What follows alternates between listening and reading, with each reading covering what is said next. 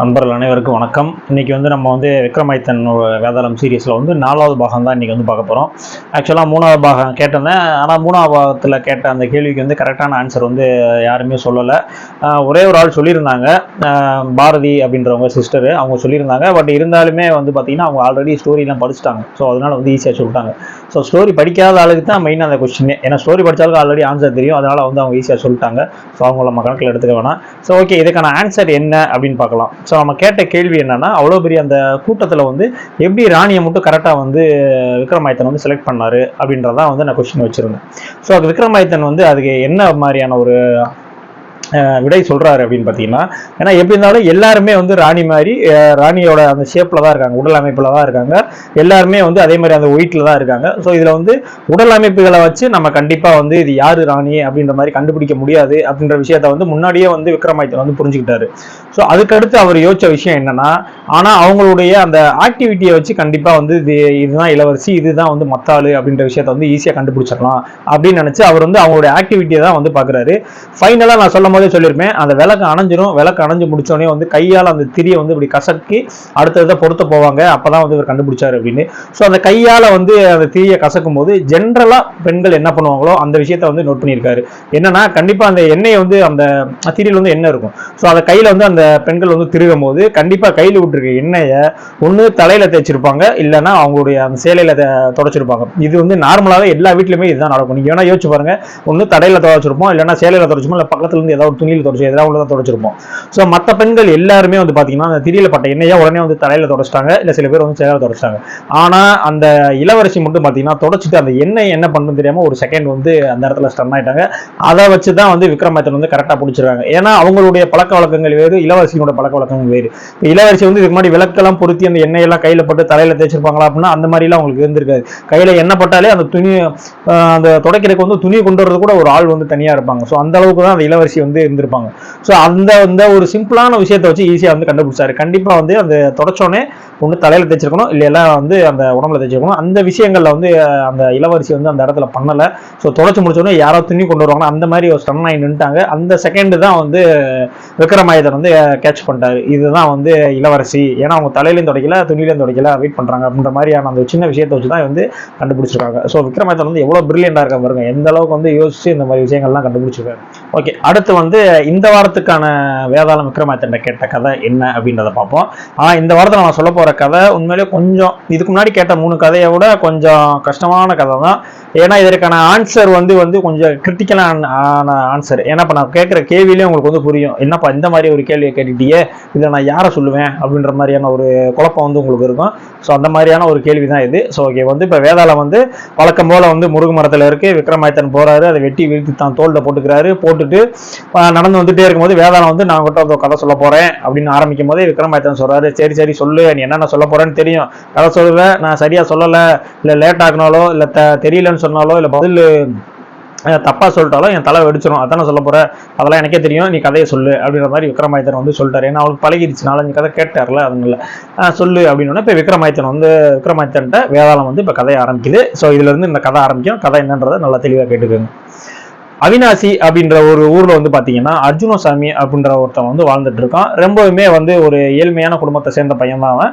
So அவன் நல்லாவே அவனுக்கு கிடைக்கிற பொருளை வச்சு நல்லாவே ஓரளவுக்கு சாப்பிட்டு அவன் ஓரளவுக்கு வாழ்ந்துட்டு இருக்கான். ரொம்ப செல்வ செழிப்பாலாம் இல்லை, இருந்த கொஞ்சம் ஏழ்மை தான், இருந்தாலும் தனக்கு கிடைக்கிறத வச்சுட்டு நல்ல முறையில் வாழ்ந்துட்டு இருக்கான். அவன் பாத்தீங்கன்னா ஒரு அழகான பெண்மணியை ஒரு ஆற்றங்கரை ஓரமா பார்க்குறான். ரொம்பவுமே அழகான பெண்மணி. அவன் மேல காதல் வயப்பட்டு, அவளுக்கும் இவன் மேல காதல் வயப்பட்டு 2 பேருமே திருமணம் செஞ்சுக்கிறாங்க. செஞ்சுட்டு அவங்களுடைய வாழ்க்கை மிகவும் சந்தோஷமா தான் போயிட்டு இருக்கு.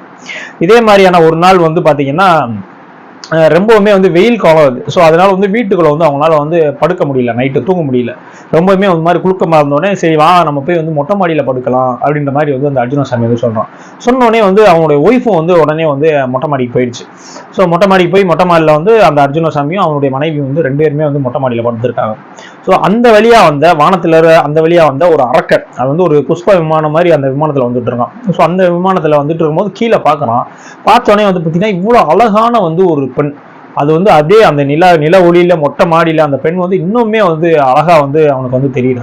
அதை பார்த்தோன்னே என்ன பண்றான் அப்படின்னா, அவனுடைய ஒய்ஃப் வந்து அப்படியே வந்து கவர்ந்துட்டு அந்த புஷ்பவனத்துல வந்து பறந்துடுறான். ஸோ இவனால வந்து எதுவுமே வந்து பண்ண முடியல. இவனா துரத்திட்டு ஓட முடியும், அவன் மேலே போயிட்டாங்க. அதனால வந்து எதுவுமே பண்ண முடியல. ரொம்பவுமே வந்து வருத்தத்திலையும் ஒரு சோகத்திலையும் வந்து ஆழ்ந்து போறான். இருந்தாலுமே எப்படியாவது தன்னுடைய மனைவியை வந்து கண்டுபிடிச்சிடணும் அப்படின்னு நினைச்சுக்கிட்டு இங்க வீட்டுல இருந்து கிளம்பி எல்லா ரோடா சந்து புந்து எல்லா கோயிலு குளம் எல்லாம் அங்க ஊர்ல என்னென்ன எல்லா இடத்துலயும் தேடுறான்.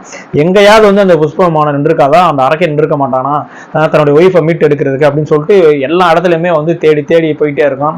ஒரு நேரத்துல வந்து ரொம்பவுமே வந்து டயர்டாயிட்டான். இதுக்கு மேல வந்து என்னால அலைய முடியாதுப்பா சாமி அப்படின்ற மாதிரி டயர்டாயிட்டான்.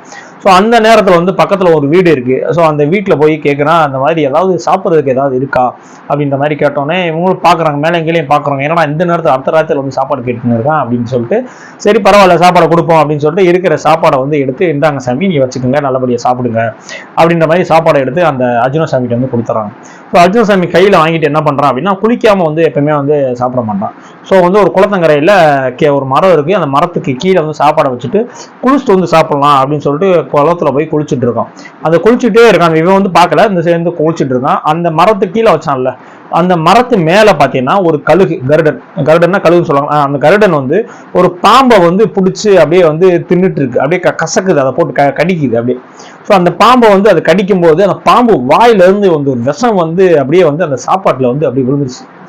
மரத்து மேல வந்து அந்த கருடன் உட்காந்து அந்த பாம்பை வந்து அப்படி கடிச்சு அப்படி அது சாப்பிட்டு இருக்கு. ஏன்னா அதோட உணவு வந்து பாம்பு தானே. ஸோ அது சாப்பிட்டு இருக்கு. அதை அப்படி கடிச்சு இது பண்ணும்போது வந்து அந்த ஃபோர்ஸ் வந்து அந்த பாம்புல இருந்து வந்து விஷம் கக்கிடுச்சு. ஸோ அந்த கக்குன விஷம் வந்து பாத்தீங்கன்னா அந்த சாப்பாட்டுல விழுந்துருச்சு. இப்ப நம்ம அர்ஜுனசாமி வந்து குளிச்சுட்டு இருக்கான். அவன் வந்து அந்த சாப்பாடு எடுத்து சாப்பிட்டுட்டான். அதை விஷம் இருக்குன்றதெல்லாம் அவனுக்கு தெரியல. சாப்பாடு எடுத்து சாப்பிட்டுட்டான். இப்போ வந்து அவன் வந்து சாப்பிட்டு அவன் வந்து இறந்து போயிட்டான்.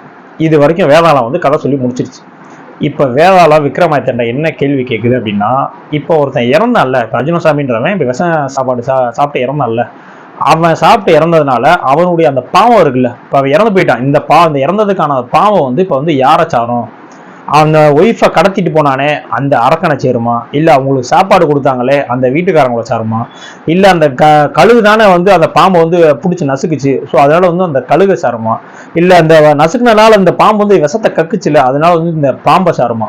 இந்த 4 ஆப்ஷனையும் கொடுத்துட்டு இவங்கள யாருனால இந்த பழியை வந்து ஏற்றுக்கப்பாங்க, யாருக்கு மேலே இந்த பழி வந்து விழ போகுது அப்படின்றத வந்து நீ வந்து கரெக்டாக சொல்லணும். இது இல்லாமல் வேற ஏதாவது ஆன்சர் இருந்தாலும் நீ சொல்லலாம் அப்படின்ற மாதிரியும் சொல்லிடுச்சு இப்போ வந்து வேதாளம். ஸோ இப்போ வந்து அவன் வந்து விஷம் சாப்பிட்டு இறந்துட்டான். அந்த விஷம் வந்து எதனால வந்து இப்ப இறந்து போயிட்டான், அந்த இறந்து போனதுக்கான பழி வந்து இப்ப யார் மேல போகும்? ஏன்னா 4 ஆப்ஷன், அந்த 4 ஆப்ஷன்ல யார் மேல போகும்? அரக்க மேல போகுமா, சாப்பாடு கொடுத்தவங்க மேல போகுமா, இல்ல அந்த பாம்பு மேல போகுமா, இல்ல அந்த கருடன் மேல போகுமா அப்படின்றதான் இப்ப கேள்வி. இதற்கான பதில நீங்கள் வந்து நல்லபடியா யோசிங்க. விக்ரமாதித்தன் சொன்னதான் உங்களுக்கு சொல்றோம். இந்த 4 பேர்த்துல யார் மேல அந்த பழி போகும்னு சொல்லி நீங்க யோசிங்க. இல்ல இது இல்லாம வேற ஏதாவது விடை உங்களுக்கு தெரிஞ்சிருந்தாலும் அதையும் நீங்க வந்து நம்ம கமெண்ட்ஸ்ல வந்து சொல்லுங்க.